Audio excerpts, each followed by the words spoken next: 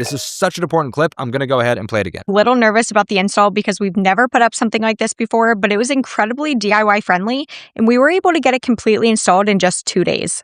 So there you go. She even said, like, I've never done this before. Most people who are setting this up or watching this ad probably have never built a patio deck. Like, this would be something that a professional would do. But she just said it was super easy. She did it in 2 days. And then she has proof of it. She's showing it like, hey, here it is. It's done, right? It was super DIY friendly. This is understanding the objections that your product gets and being able to weave them into your copy in a way that doesn't, raise people's, what I call BS detectors, or where they're like, yeah, they're just trying to sell me something. They're just lying to me. Like, she showed proof of it and she was able to handle that objection very, very well. Let's continue to see what else goes on in this ad. I love how clean the white looks, and it really looks like an extension of our house. But my favorite part is definitely being able to turn on the lights or open and close the top slats with my phone.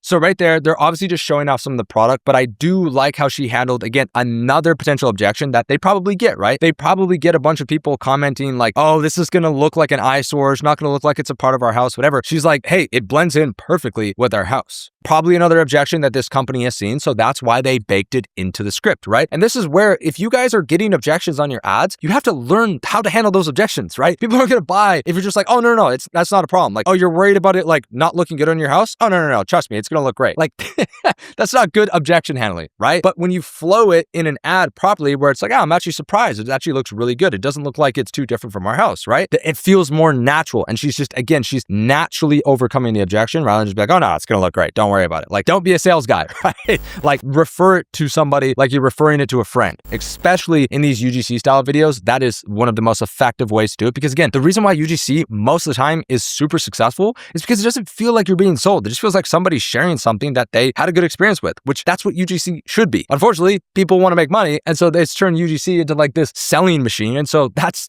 my main goal with this, is trying to help you guys understand that, yes, the reason why this video is working is because it's a UGC video, but it's because of how the UGC is done. Okay. And understanding how is more important than just the format. All right. And then obviously she's showing some really cool features now. And at this point, most people have probably clicked the ad. But the point is now she's just like, for anybody that is maybe still watching, she's just showing some of these really cool features. Like, it's got beautiful lighting. I can control the panels. Like, that's a super sick touch, right? So anybody that's watching that is like, damn, that's really high quality, right? Let's continue to see what else. Anything family friendly gets an A+ in my book, because that means I can switch the settings in just one tap, even if my hands are full with toys or carrying a baby.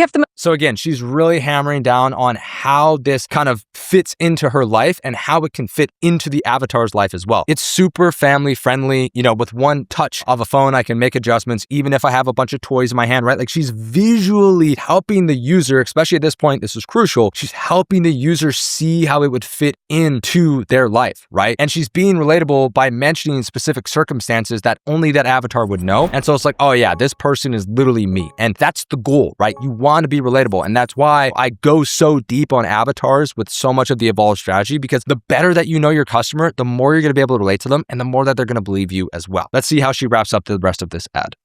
Most incredible neighbors, but I love that we can pull down the screens for a little bit of privacy or to help block out some of that afternoon sun. This space has okay, we've got great neighbors, but this helps us give privacy, right? Another really good benefit. And that's the difference between a lot of you guys that potentially don't understand really features from benefits, but a feature is like, hey, it has a shade screen. What is a benefit of that? It's like, well, it gives you shade. But what's another benefit? It gives you privacy, right? So think a lot more about what your features can actually do for people, because that is a big reason of why they'll buy them, right? Having that privacy actually is kind of nice, right? That's another additional selling point where, again, it doesn't feel like she's selling. She's just saying, I love it for this reason, right? She's sharing the things that she loves about it, which is what makes this such an effective ad. Let's continue on. It's completely changed already, and I love how it's coming along, but make sure to follow along because we still have to add landscaping before the final reveal. Cool. And as you can see here, she just kind of wraps up the video as like, okay, now we're going to do landscaping next. But this ad has already done its job. It's already sold the product. It's got somebody to be excited about the product. They could see it in their life. She's pitched in a way that does not feel like it's actually being pitched. She's like, hey, I love it for these reasons. It fits really great in my life. But hey, you probably have some internal objections. I had those same objections, but after doing it, I'm the expert here, right? I've already had my experience with this product. I've realized it was actually super easy to do. We got it done in 2 days. So you're able to see how she was able to handle not just the objections of the person of like, hey, this brand's trying to sell me something. She handles that, but then she also handles the objections that would come after, right? Okay, I'm already sold. I like this, but I have these issues. Boom, boom, boom, boom. I'm going to handle those objections as well. Again, it comes down to understanding your customer and also understanding the potential objections that people have around your product.